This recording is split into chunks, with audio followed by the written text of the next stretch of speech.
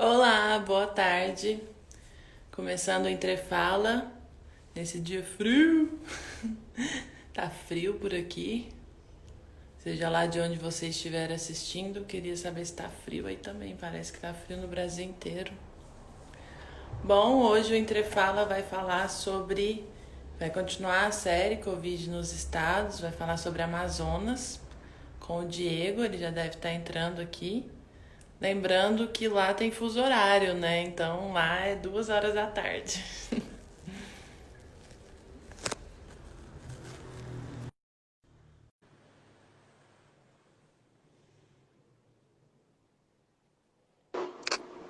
Olá! Oi, tudo Tudo, bom? tudo jóia? Certinho, e você? Tudo bem. Você tá na universidade? Tô. Olha, que legal. Técnico de laboratório, né, meu bem? É claro que você estaria. Diego, eu queria te Estamos mostrar esperando uma uma coisa. doação aqui. Tô toda empacotada, porque aqui tá muito frio, aí tá frio também? Não, Ah, mas eu aqui queria tá o te... ar-condicionado ligado no 16 aqui para aguentar. Eita. Eu queria te mostrar uma coisa. Vou me Olha, desempacotar para te mostrar o colar que você me deu. Amor, obrigada. Gente, esse é o nada. Diego. Eu não sei pronunciar seu sobrenome. Fala. Diego Esquinelo. Esquinelo, isso. Ah, eu estou com nome chique. Diego Esquinelo, ele é técnico de laboratório da UFAM, então parece que ele está no seu local de trabalho. Ele é militante do PCB lá no Amazonas e ele é morador de Manaus. Ele vai conversar com a gente sobre Covid nos estados, falando sobre o estado onde ele mora. Diego, eu queria que agora você se apresentasse, porque é sempre esse momento do entrefala, eu apresento e depois as pessoas falam sobre si, porque fala-se melhor sobre nós mesmos, né?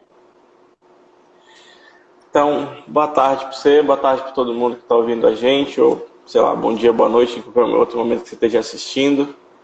Eu tô aqui na universidade, estava esperando uma doação de álcool aqui que a gente ia receber, mas acabou dando um problema e não chegou. A gente está produzindo álcool em gel aqui para distribuir para hospitais, né, para a comunidade universitária em geral. E a gente está nesse trabalho aí praticamente desde o começo da epidemia aqui em Manaus. Tá. Bom, Diego, eu queria começar. A gente sempre começa no Entrefala fazendo algumas perguntas que são de cunho pessoal, porque um dos lemas do Entrefala é que o pessoal é político. Então, a gente vai começar do seu pessoal, que já é político, para a gente falar sobre as outras questões. Eu queria que você contasse para a gente, né, porque você fez questão de colocar no nosso card de divulgação que você é secretário de Finanças do PCB. Eu queria que você contasse então um pouquinho sobre a sua militância aí no PCB do Amazonas, sua militância de uma maneira geral. Também na Fazubra, né? Porque você também é colega de. Então, a minha militância política começou na Pastoral da Juventude, né, na Igreja Católica. Né, já tem aí uns 8, 10 anos que eu já participei de grupo de jovens, fui de coordenação, toda aquela história. E aí quando, né, assim, a Pastoral da Juventude tem esse processo, né, de você entrar nela, passar por ela e sair para militar em outros espaços, né, e aí acho que muito a partir do fenômeno político que vem acontecendo, desde o golpe, né, que a gente foi vendo assim um recrudescimento da, da sociedade em geral, né, um embrutecimento aí, foi o momento que me despertou que a ação em um partido político seria algo interessante de se fazer, né, seria algo importante.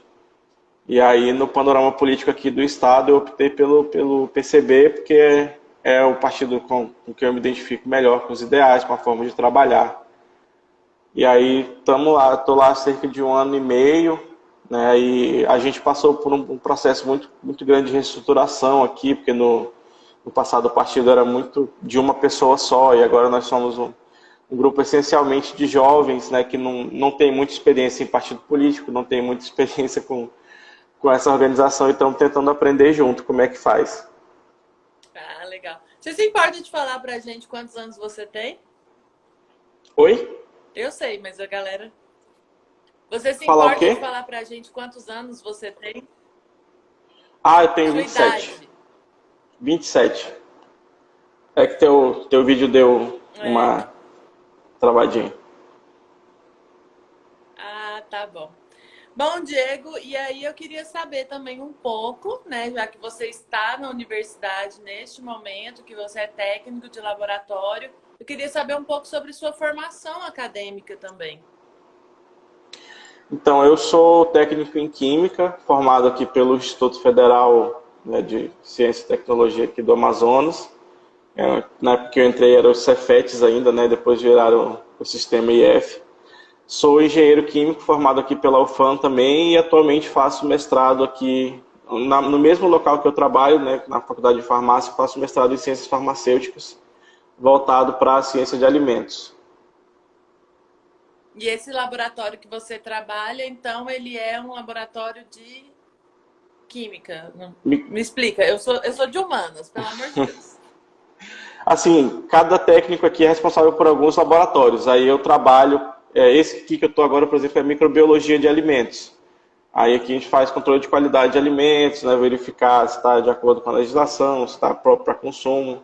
Aí eu também trabalho no laboratório de tecnologia de alimentos, que é de fato de elaboração, formulação de novos alimentos. Sei lá, você vai fazer uma geleia de uma fruta diferente, você tem que testar formulações, isso a gente faz lá.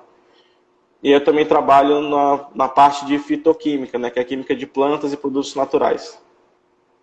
Que legal. Bom, você começou falando que a universidade, a UFAM, ela está fornecendo álcool gel e tudo. Eu queria saber, então, e aí você está num ambiente propício para nos falar sobre isso, o que que a universidade tem feito? Porque aqui em Goiás, pelo menos a UFG, a Federal de Jataí, de Catalão, tem sido assim, as salvadoras, né, em termos de pesquisa, de fornecimento de material, de EPIs para o coronavírus. O que, que a UFAM tem feito aí? Eu vejo que isso também está acontecendo em outros estados que eu já entrevistei, como no Rio Grande do Sul. Enfim, todos estão falando sobre isso. Eu queria que você trouxesse um panorama sobre o que a UFAM tem feito nesse momento de pandemia na sociedade. Então, foi criado, né, logo que teve o primeiro caso aqui em Manaus, suspenderam as aulas, mas foi criado um comitê de enfrentamento aqui dentro da universidade. E aí passando por diversas ações. A primeira é a testagem em profissionais da saúde, né, que está sendo coordenada e operada por servidores aqui da universidade, por um sistema que o governo do estado criou lá no aplicativo. E aí tem uma professora aqui da minha unidade, inclusive, que está liderando esse processo. Nós estamos aqui na Faculdade de Farmácia também produzindo, e lá no Departamento de Química também estão produzindo álcool a 70 e álcool em gel, e nós já distribuímos aí para município do interior, para unidades básicas de saúde, para o hospital de referência aqui de Manaus, né, em Covid, para a comunidade, para, por exemplo, o caso de acolhimento a migrante, que é uma realidade muito forte aqui, para a casa, pelo lugar lá que o governo do estado está acolhendo os moradores de rua também.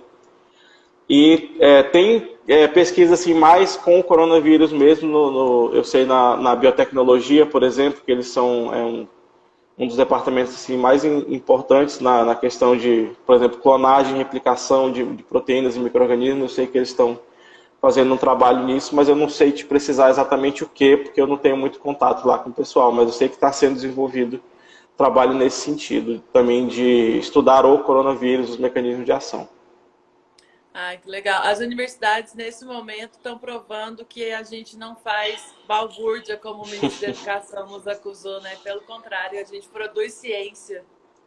Sim, e de qualidade, né? E gratuito e ajudando o povo, fazendo o nosso papel, que não é nada mais que a nossa obrigação, mas que querem nos amarrar e nos calar de toda maneira. Exatamente. Bom, eu comentei no início, gente, o Diego, ele é técnico administrativo, né, da UFAM. E aí em Manaus, além da UFAM, tem os institutos federais.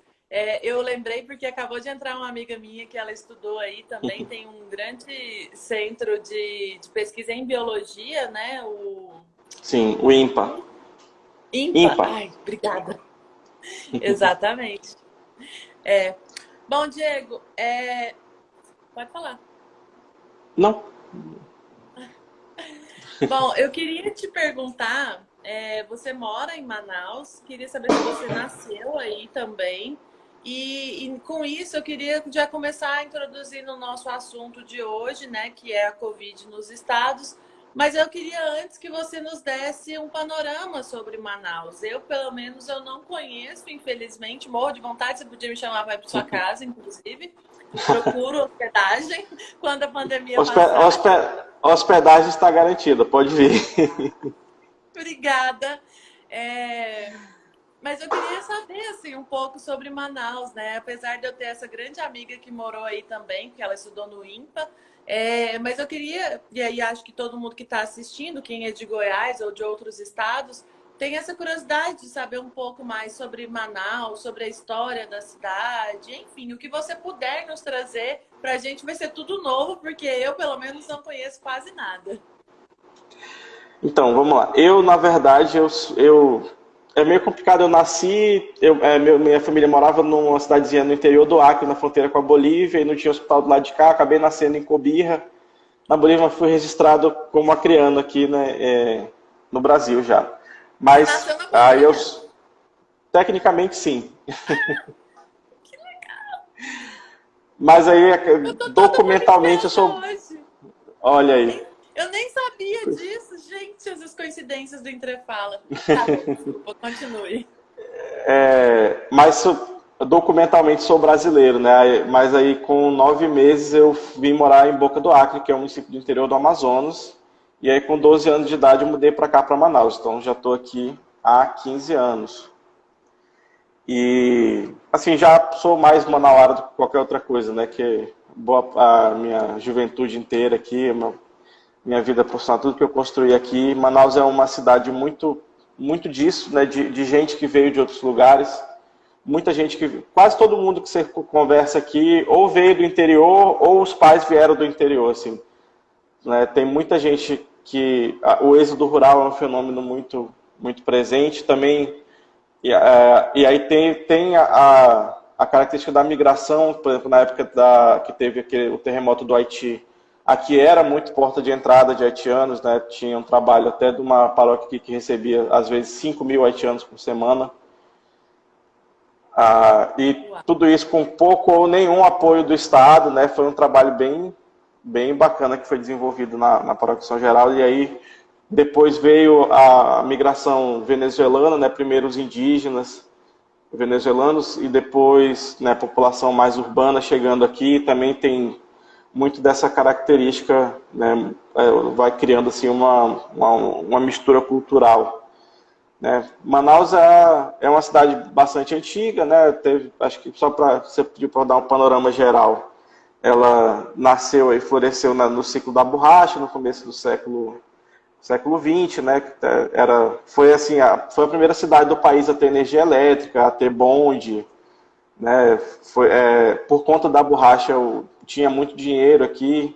E aí depois, quando primeiro um caso de biopirataria aí, que levaram a borracha lá para a Ásia e teve uma derrocada aqui.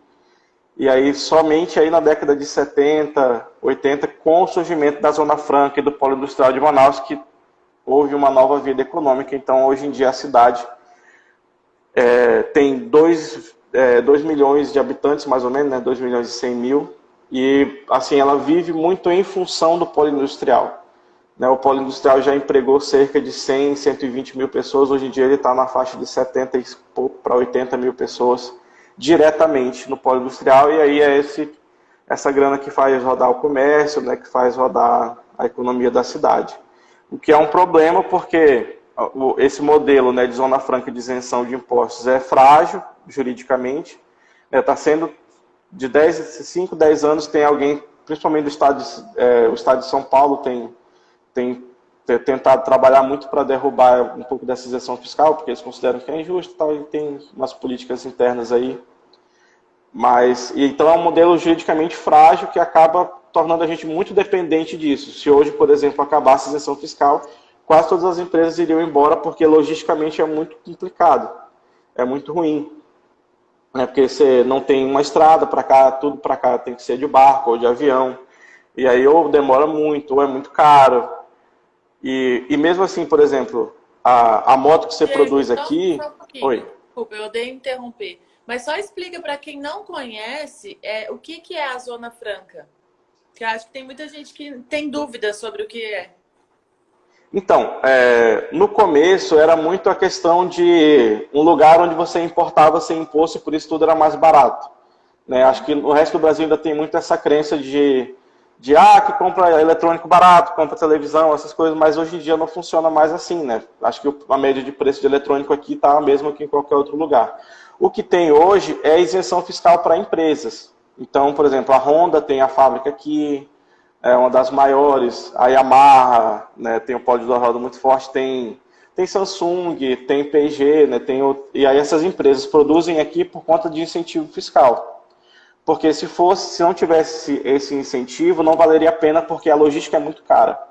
Tanto para você trazer os componentes para cá, quanto para você exportar de volta. Porque, por exemplo, o polo de duas rodas, ele produz todo aqui, aí ele manda para São Paulo e vai ser tudo tributado lá, muita coisa. E é de lá que é redistribuído para o resto do país. Então, embora a gente produza motocicleta aqui, a gente paga o mesmo preço que se paga na motocicleta em São Paulo, no Rio de Janeiro, em qualquer outro lugar. Porque vai para lá e depois volta. Às vezes até mais caro por causa dessa logística de volta. Nossa, que absurdo. Bom, mas aí você estava começando a nos dizer sobre a questão de aí é tudo por barco, e isso já é um pouco da minha próxima pergunta. É muito diferente para gente que mora, eu que moro em Goiás, outras pessoas que são de outros lugares que estão nos assistindo. É muito diferente quando a gente pensa um local que tem menos estradas do que rios, né? E tudo é feito por rio, enfim, que as pessoas viajam por rio. Eu lembro que um amigo meu passou no concurso do IF, daí, do IFAM, e ele dizia que para ele ir para a cidade onde ele está morando, ele tinha que ficar, parece que 12. Tinha um barco que era 12 horas, tinha um outro que era 24 horas dentro do barco para poder chegar na cidade onde ele dá aula. Eu queria que você falasse um pouco sobre essa geografia do estado, que é tão peculiar, é tão diferente para a gente aqui. Queria que você falasse um pouco sobre essa geografia, até porque eu vou te perguntar mais à frente sobre cidades do interior. Então, só para a gente visualizar um mapinha mental aqui. Então, o estado do Amazonas tem 62 municípios só, mas se você for pegar, cada município assim, parece um país da Europa, de tão territorialmente grande, mas muito pouco populoso, não sei. Populoso, né? Então, por exemplo, o estado inteiro tem cerca de 4 milhões de habitantes e metade está na capital. E aí a outra metade está dividida nos outros 61 municípios. Aí você é muito comum aqui em bandeiras, em coisas, ter um sinalzinho que é tipo um Y, assim, né? Tipo, assim, que aí você tem dois rios que fazem um só, né? E o estado inteiro ele se baseia nessa dinâmica, né? Que você pega aqui o Rio Negro e o Rio Solimões, que vira o Rio Amazonas. E aí você divide nessa calha dos rios, é por onde se comunicam as cidades. Então tem as cidades do Alto Solimões, que é ali Tabatinga, que está ali na fronteira com Colômbia, né? Aí lá para cima, para o Rio Negro, vem São Gabriel da Cachoeira, Barcelos que já é fronteira com a Venezuela, com a Colômbia também, com o Peru, mais para baixo. E aí desce o Solimões, que vai dar na fronteira com o Pará. E assim, o que tem ligação de estrada praticamente é na região metropolitana de Manaus, assim, com uns 4 ou 5 municípios, no máximo. Né, que é Rio Preto, Itacoatiara, Iranduba, uns 4 e mais uns 3 ou 4. O resto é tudo barco. Então, por exemplo, você vai para São Gabriel da Cachoeira, que é lá pegar o mapa do Brasil, lá em cima parece uma cabecinha de um cachorro. Lá em São Gabriel da Cachoeira, que a gente vai falar daqui a pouco também. Então, para lá, num barco normal, barco grande que a gente chama de recreio, você leva 8 dias de barco para chegar. 8 dias? Eu lembro quando a gente foi fazer mudança para cá, que o meu irmão veio na balsa, que a balsa é mais larga, né, então ela demora mais. Ele veio trazendo tipo, umas coisas, moto, cachorro, que não dava para vir no avião. Ele passou 22 dias na balsa para chegar de Boca do Acre aqui. E aí tem esses barcos que levam 12 ou 24 horas, é assim, é uma lancha pequena com um motor bem forte, que a gente chama de a jato ou de voadeira. E aí você fica ali 12 horas sentadinho numa cadeira super desconfortável e chega com a bunda quadrada e sem coluna nenhuma no município. Acho que o mais distante que eu já fui foi Manicoré, que é no Rio Madeira, já chegando lá perto de Humaitá, de Rondônia. E aí foi 12 horas de a jato, diretão ali, sentadinho, balançando. E aí, por exemplo, em época de seca, tem município que fica isolado. Então, tem município, por exemplo, que não tem... Vários municípios, principalmente no sul, tem muita questão do agronegócio, da exploração de pecuária, de gado.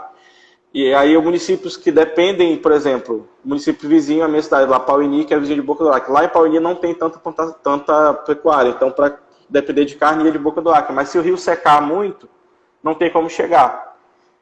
E aí, se o rio seca muito, não tem como chegar combustível para a termoelétrica que alimenta a cidade, não tem como chegar medicamento, não tem como chegar quase nada. Então, tem município que, quando a seca é muito forte, passa necessidades básicas assim, de insumos, porque não tem como chegar mesmo, porque assim, não tem como levar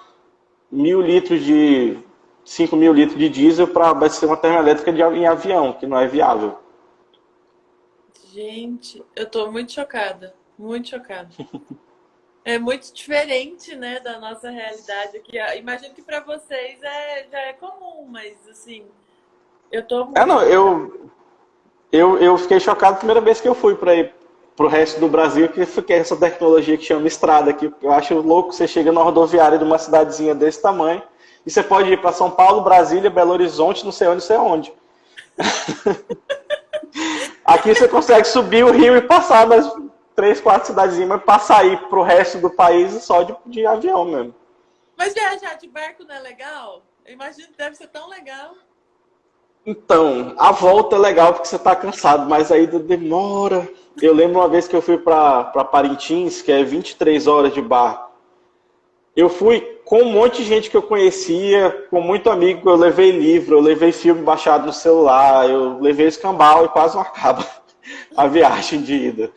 Porque você tá ali, né? Você tá ilhado no barco, não tem muito o que fazer, então é bem complicado, mas a galera, tem gente que entra no barco e já entra que viaja-se muito em rede, né? Você entra no barco, não é cadeira. Nesse barco grande você tem lugar para atar as redes, aí ficar todo mundo em rede. Tem gente que deita no barco e dorme a viagem inteira, praticamente. Legal. Bom, Diego, depois dessa maravilhosa caracterização geográfica do estado, a gente precisa fazer a caracterização agora política, né? E aí, que bom que a gente está falando com um militante muito aguerrido. Eu queria que você trouxesse para a gente, antes da gente entrar efetivamente nas políticas públicas de combate ao coronavírus, eu queria saber como que é a caracterização política de uma maneira geral no Amazonas, né? Porque acho que muito por conta desse isolamento também que você acabou de descrever geograficamente, a gente pouco sabe sobre a política amazonense. É amazonense que diz, né? Manauara E aí eu queria que você fizesse um pouco dessa caracterização política para a gente. Pode ser? Então vamos lá. Nos municípios do interior, assim, 100% coronel de barranco ainda. Você tem um grupo político oligárquico ali que domina coronel de barranco. É uma nomenclatura que se usava para falar do coronelismo, né, daquela política de voto de cabresto, etc. e tal. Tá. Então, só, não sei, para explicar, barranco é a beira do rio que vai caindo, né, que o rio vai passando e vai caindo e fica uma terra assim que você sobe quando não tem porto. Agora eu entendi. Traduzindo expressões. O amazonês aqui é complicado. Depois a gente faz um dicionário. Então, você tem nos municípios, na maioria dos municípios, você tem uma oligarquia que já domina ali a política do local há algumas gerações, né? E aí prefeito, vereador, secretário, né? Todo mundo é mais ou menos ali o mesmo pessoal. Quando não, alguns municípios têm uma certa alternância entre dois grupos, e aí, por exemplo, tem gente que Se é de um grupo político, faz campanha para um candidato a prefeito e o outro vence, todo mundo da família dessa pessoa perde emprego, que tivesse na prefeitura, e aí depois, se o outro lado ganha, quem estava empregado nessa prefeitura já perde emprego para essa, porque o interior todo depende muito do influxo de capital dos servidores públicos, né? Que é quem gera faz rodar o comércio, porque produz somente o necessário ali.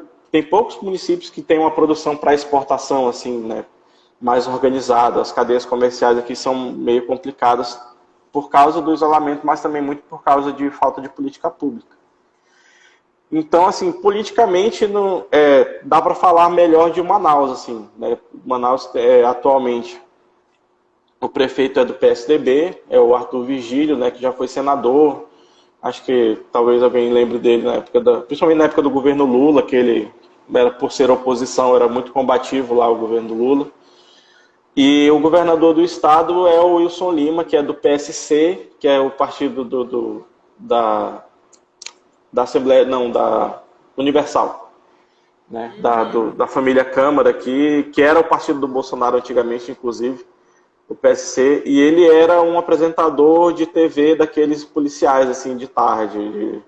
Tem que prender vagabundo, tem que prender bandido, né? Que tem muito essa tradição de eleger pessoas que trabalharam em comunicação, né? Apresentando programa de TV ou rádio, principalmente nessa veia policialesca. Então, esse governador não tinha carreira política nenhuma, ele só aproveitou a onda do bolsonarismo na eleição, e que ele tinha essa exposição por esse programa, né, que era tipo um Datena de pior qualidade ainda, e foi eleito sem experiência administrativa nenhuma, defendendo aí o interesse de alguns grupos econômicos, como a TV que transmitia esse programa dele, né, que é a família Calderaro, e aí especulava-se até alguma ligação com alguns movimentos criminosos aqui, porque o vice dele é um defensor público que era muito conhecido por defender a família do Norte, que é uma facção que dominava aqui a rota comercial do tráfico nos Solimões, até o Comando Vermelho tomar esse ano, né? Teve uma mini guerra aqui em Manaus no começo do ano, que o Comando Vermelho tomou a cidade praticamente toda da família do Norte. E aí, até antes da pandemia, o governador daqui era um queridinho do Bolsonaro, né? Porque ele é muito sim senhor, então como ele não tem experiência política nenhuma, não tem traquejo nenhum, o que faz ele manda, o que manda ele faz, né? Assim. Então ele era muito queridinho do Bolsonaro, aí agora com a questão do coronavírus já não tá tão assim, né? O prefeito daqui tem tido muito embate com o Bolsonaro, né? O Bolsonaro até comentou na reunião lá que ele bosta daquele prefeito, que está fazendo cova coletiva, não sei o quê. Assim, de uma maneira... não, depois que eu vou falar do coronavírus, agora é só caracterização política. Então, só para dizer assim, na eleição presidencial, o interior inteiro votou, né, não votou no Bolsonaro, mas o estado acabou sendo mais votos para o Bolsonaro por conta de Manaus. Em Manaus a votação dele foi muito expressiva, ele tem muito apoio. Aqui ainda. Acho que é isso.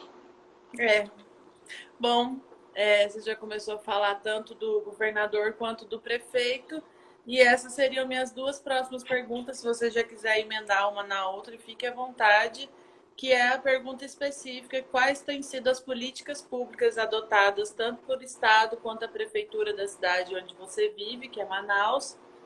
Depois eu vou te perguntar sobre os outros municípios, se você tiver conhecimento, mas eu queria que você falasse um pouco sobre políticas públicas do governo do Estado e da Prefeitura de Manaus, do combate ao coronavírus, especificamente.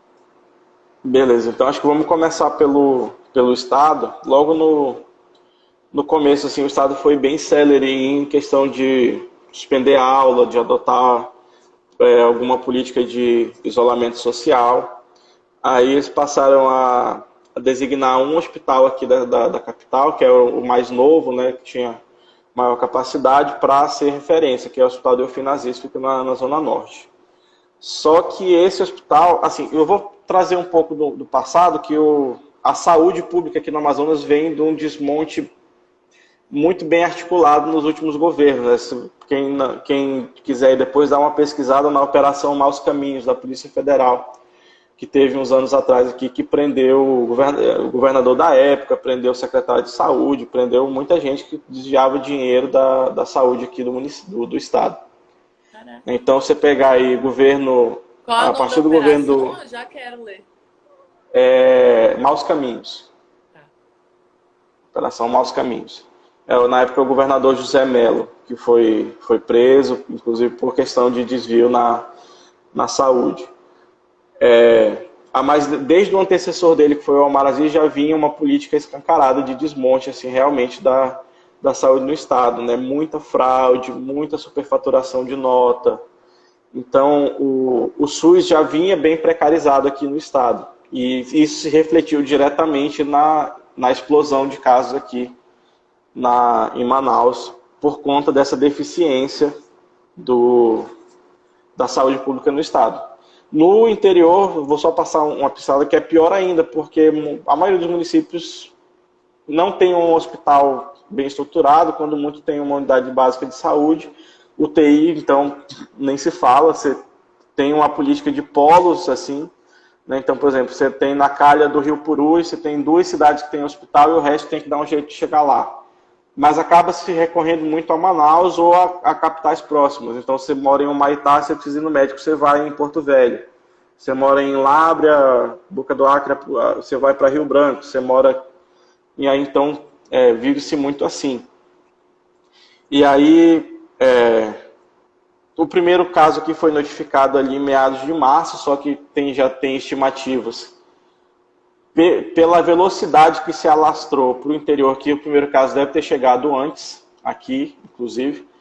E aí o governo do estado tentou alugar um hospital privado, que é o hospital de uma universidade particular aqui, por cerca de 2, 3 milhões, sendo que esse hospital estatal de referência, ele tinha 2 andares desocupados. Então, foi muito questionado isso, você não era melhor equipar um hospital público do que alugar, sendo que esse hospital que estava desativado por falta de condições, ou seja, você ia ter que readequar e reequipar esse hospital privado para ele poder funcionar. Não é nem que já estava funcionando e vamos só pegar. Então você acabava investindo muito nesse hospital e aí tentaram barrar na justiça e voltou, mas acabou que foi alugado mesmo esse hospital privado aqui. Foi a época que teve a troca de secretário de saúde, né, que saiu o secretário que estava e veio uma médica de São Paulo, inclusive. Logo que chegou, ela pegou o coronavírus também aqui. E assim, a política do Estado é bem caótica, falta integração e planejamento, principalmente com relação aos municípios do interior e à saúde indígena, né, que tem uma população indígena muito grande, depois a gente vai até comentar melhor sobre isso. Quanto à prefeitura, ela tem se demonstrado um pouco mais responsável, assim, né? Os decretos de isolamento da prefeitura têm sido mais compreensivos, mais abrangentes do que os do Estado. A vigilância sanitária do município tem feito um trabalho de fiscalização junto ao supermercado, tudo está funcionando muito forte. Acho que até coincidiu de entregarem uma nova unidade de saúde aqui no município nessa época.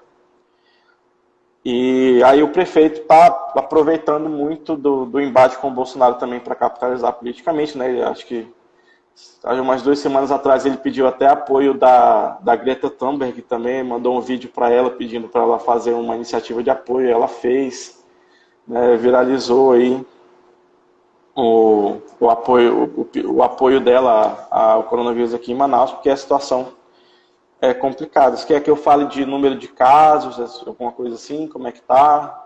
Acho que sim, era a minha próxima pergunta, mas já pode ir falando. Eu coloquei, inclusive, na chamada desse Entrefala, mas acho que é importante você trazer esses números atualizados, né? Porque, infelizmente, eles se atualizam muito rápido.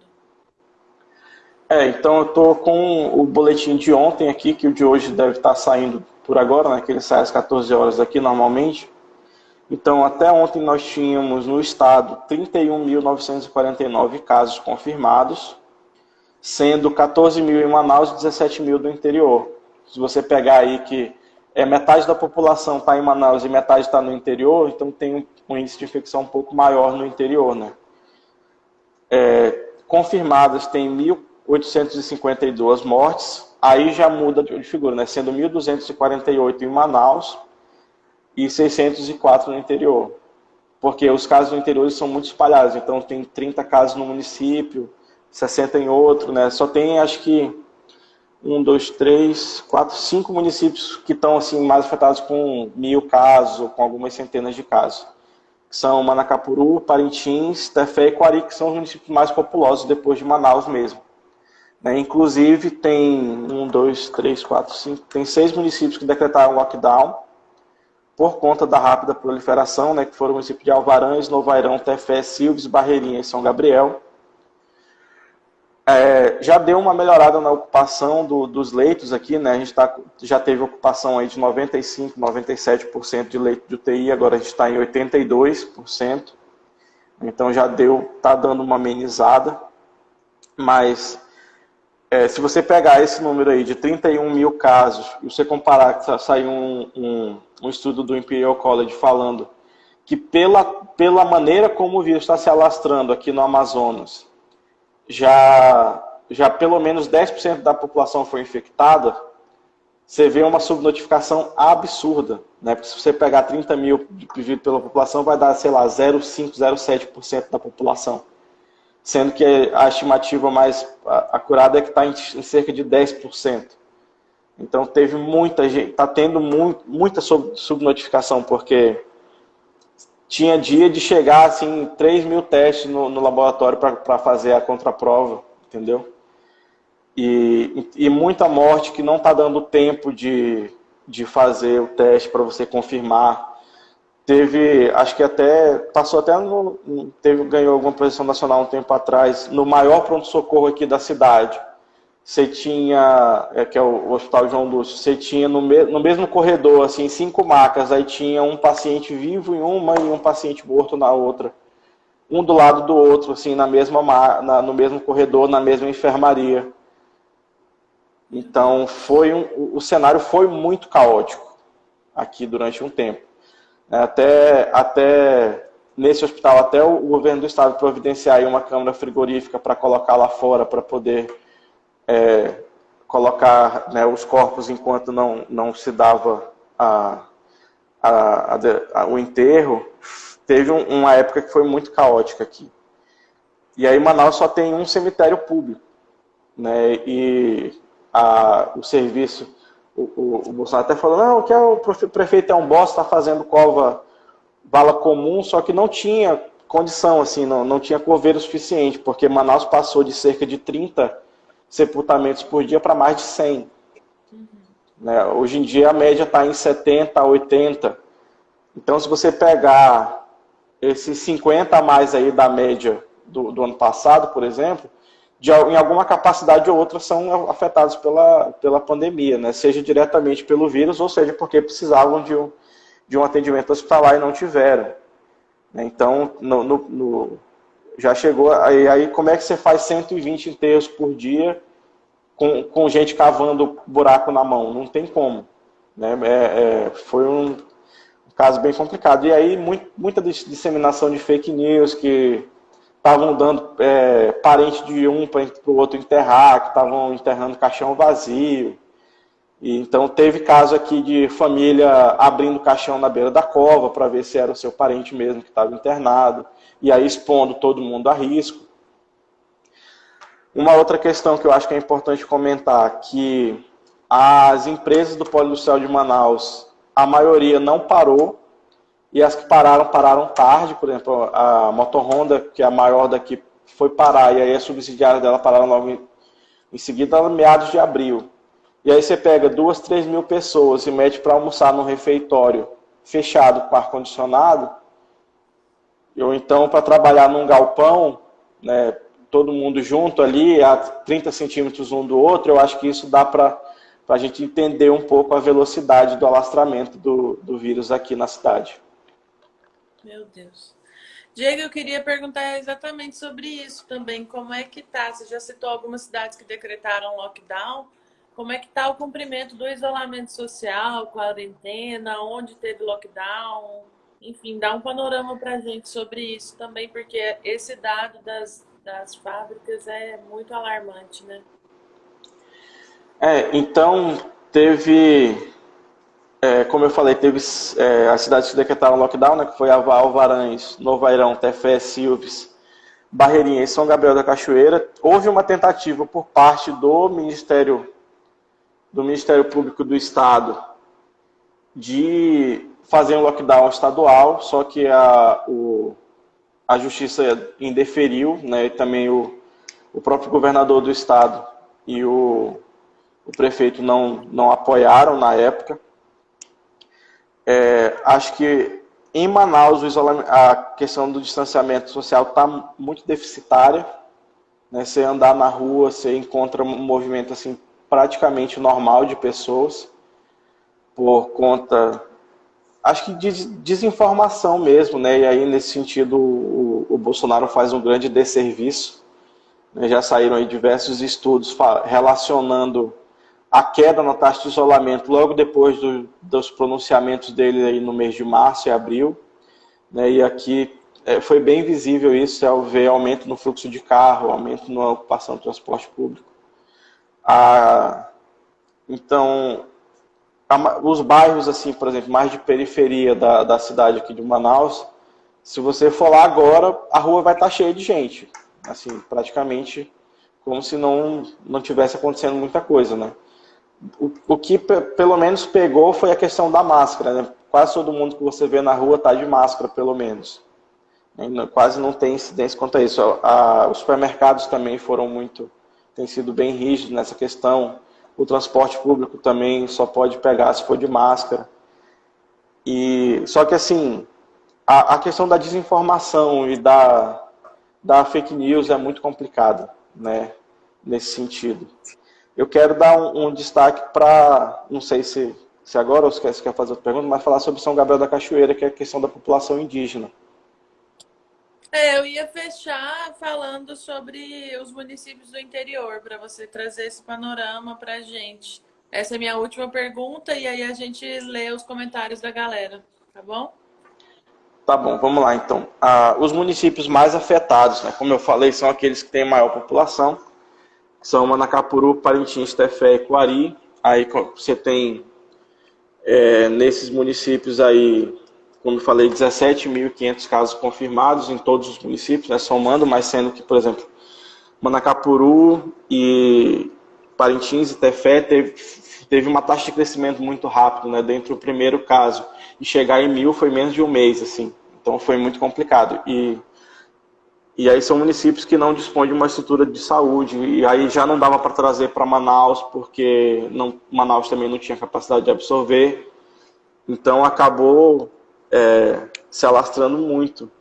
E aí eu queria destacar o caso de São Gabriel da Cachoeira, que é um município que tem uma população quase que totalmente indígena, né? E é um município que fica muito distante de Manaus, só tem lá um hospital das Forças Armadas que não é equipado, que não tem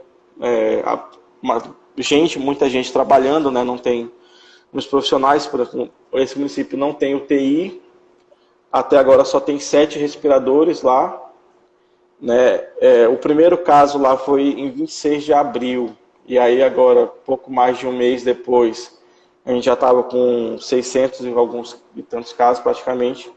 Teve caso de gente, por exemplo, gente que é do Departamento de Saúde Indígena, que foi de Brasília para lá, né, e levou o coronavírus. Então, os primeiros casos de indígena aldeado que foi transmitido foi por gente do próprio Departamento de Saúde Indígena. A CESAI, né, que é a Secretaria de Saúde Indígena, ela emite um boletim, né, tem lá no site dela um boletim que só fala de indígena aldeado. Então, se você for pegar lá, ela relata somente 600 casos de coronavírus em indígenas no país inteiro. E ela distribui lá entre os seus distritos de saúde. Só que tem muito indígena morando em cidade aqui no interior do Amazonas. Em São Gabriel, a população praticamente inteira da sede do município também é indígena. E aí você mascara mais uma vez, subnotifica mais uma vez essa questão. E Acho que é isso, e é muito preocupante, né? Teve até uma entrevista um epidemiologista aqui da universidade falando que o governo do estado tinha que se preocupar de alguma maneira com essa questão. Por mais que a saúde indígena seja federalizada, mas os indígenas que não estão aldeados dependem do SUS. E aí você trabalhar com São Gabriel da Cachoeira dessa maneira, né, sem hospital, sem respirador, sem comer. Teve um tempo atrás que acabou o oxigênio no município. Aí tiveram que dar um jeito de arranjar um avião da FAB ali meio às pressas para mandar 6 balões de oxigênio para lá, porque não tinha como continuar o tratamento, né? Então e aí sempre a distância, né? Muito complicado. Isso aí. Acho que é Nossa, isso. muito, muito. Bom, quem quiser fazer perguntas para o Diego, eu vou começar a ler todas desde o começo agora. A gente tem 15 minutinhos. Vou ler primeiro as do Facebook, que não tem perguntas. Então eu vou voltar todas aqui desde o começo.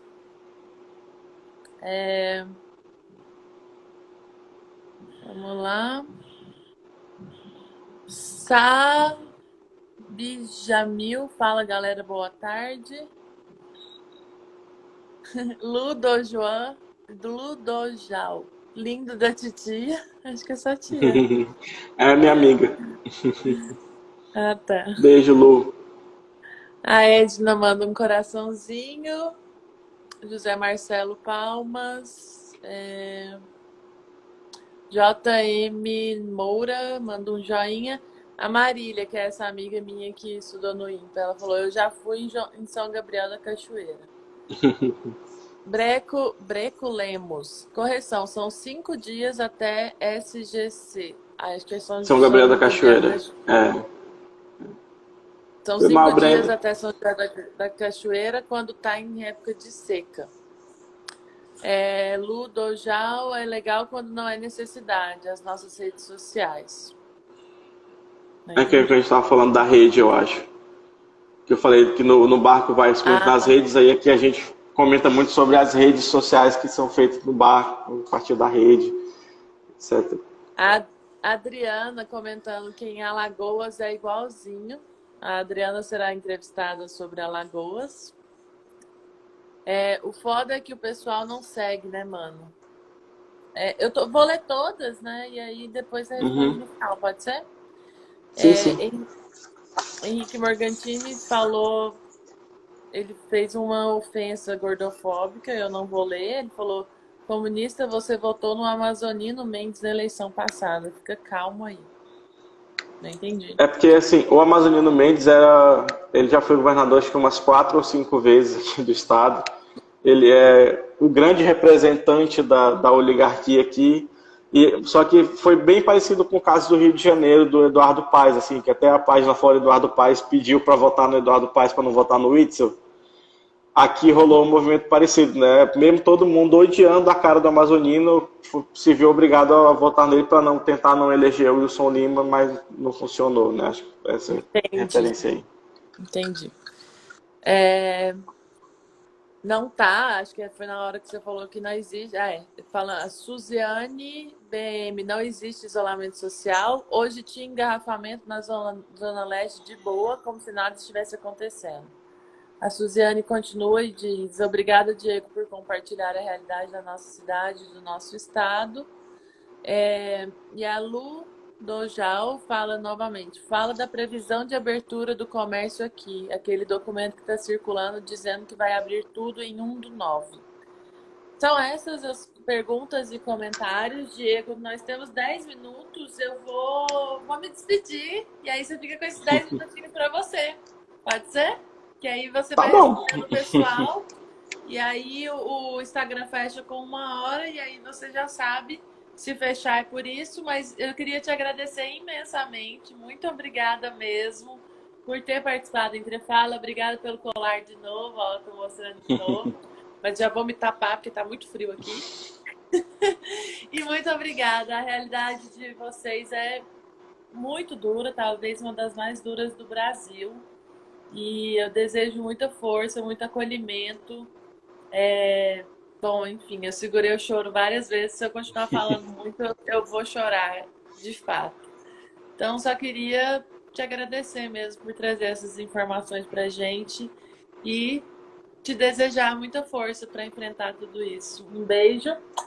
E aí você responde a galera.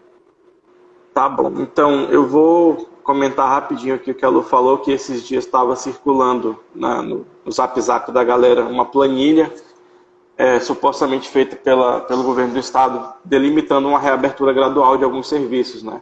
Aí em junho voltariam algumas atividades, aí em julho voltariam outras, em agosto previndo que tudo voltaria ao normal em 1º de setembro. Né? Eu fui tentar confirmar aí com fontes e ainda não foi batido o martelo sobre esse planejamento da reabertura, mas é provável que seja algo nesse sentido mesmo, né, para prever a retomada das aulas nas escolas e universidades para agosto, e aqui na universidade a gente já está meio que tentando se planejar para isso, né, com ações de tentar colocar álcool nos corredores, tentar comprar termômetro para aferir a temperatura de quem estiver chegando, né, e como falaram, realmente o isolamento social aqui é muito baixo, então a gente teme que com esse retorno prematuro aí, sem fazer teste, vai ser complicado mesmo, né? Deve haver aí um rebote da curva bem complicado, mas eu acredito que os países que já superaram estão vendo agora uma segunda onda e acho que vai ficar por um tempo tende a ficar nesse sentido, né? De você passa um tempo mais fechado e depois abre um pouco, né? E aí vai nesse fluxo. Acho que é isso que eu tinha para comentar. Queria te agradecer muito pelo espaço, pelo convite. Saudades das nossas plenárias, de brigar com os velhos lá. E agradecer ao pessoal que estava acompanhando. Desejar para você também aí muita força, muita coragem. Parabéns pela iniciativa do programa, está muito legal de ver, né? Está sendo muito importante, né? Tratando sobre vários temas. E aí acho que agora esse panorama que você vai fazer estado a estado é um trabalho que eu não vi ninguém fazendo ainda. Então vai ser muito bom. E é isso. Obrigado. Obrigada, Beijo. muito obrigada, querido. Vamos seguindo, né? Ontem, inclusive, eu tive que fazer um desabafo aqui no Instagram, você deve ter visto, que estão me acusando, falando que eu estou fazendo isso por motivos políticos. Não, gente, eu estou fazendo isso para isso, ó, para conversar com o Diego, que eu estou morrendo de saudade. Que a última vez que a gente se viu foi numa plenária e ele nem ficou a plenária inteira, então, nossa, então é para isso mesmo, para a gente se acolher também. Obrigada, querido. Muito obrigada mesmo. E também por motivos políticos, porque a vida é política, né? A gente vive Exato. fazendo política. Então, não conheço ninguém que sai de casa para fazer o seu dia se não for por motivos ou ideais políticos no coração. Então, pelo menos a gente tem que estar fazendo do lado certo aqui da coisa. Sim, obrigada. Gente, amanhã a gente vai dar uma quebra do Covid nos estados, a gente vai fazer um entrefala temático de novo. A gente vai falar sobre punk. A gente vai. Que legal! Uma pergunta muito doida. O punk previu o apocalipse? Porque várias músicas punk têm aquelas letras que falam de sociedade devastada e não sei o quê. E a gente vai conversar com um pesquisador sobre a cena underground de Goiânia. Que legal. Mas é punk a música. Por um minuto eu achei que era punk e as plantas alimentícias não convencionais. Porque eu já estou tão encucado nesse negócio que o meu mestrado vai trabalhar meio para esse lado de diferenciação alimentar. Eu já fui direto no lugar errado. Assim. Sai do laboratório, por favor, que você tá. Beijo, querido. Tchau, gente. Até amanhã. Beijo. Tchau, gente. Obrigado. Não sei como sai aqui.